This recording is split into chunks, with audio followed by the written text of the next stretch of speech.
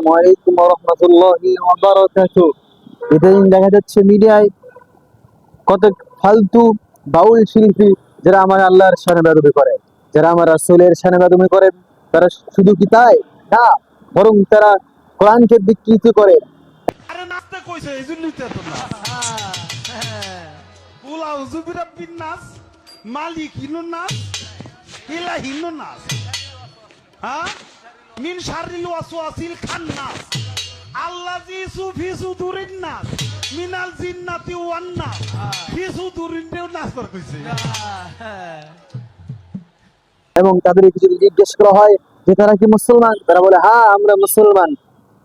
সুতরাং পরিষ্কার ভাষায় বলতে চাই, কোন মুসলমানের বাচ্চা কোনোদিন আমার আল্লাহ রাব্বুল আলামিনের শানে বেয়াদবি করতে পারে না, রাসূলের শানে বেয়াদবি করতে পারে না, এবং কোরআনকে বিকৃত করতে পারে না। তাওহীদকে বয়কট করেছে, শুধু কি তাই না, বরং তাওহীদি জনতা তাদেরকে পিটিয়ে পুকুরের পানিতে নামিয়েছে।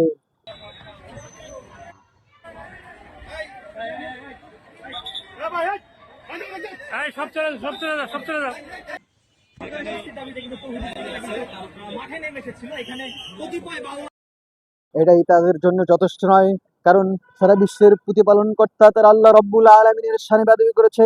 এটা সাধারণ কোনো অন্যায় নয়। তারা মুসলমানের বাচ্চা হতে পারে না, তারা নাস্তিক, তারা নাস্তিক। তাদের একমাত্র শাস্তি হলো মৃত্যুদণ্ড ছাড়া আর কোনো কিছুই হতে পারে না। আর এই বাংলার জমিনে তাদের ঠাঁই নাই।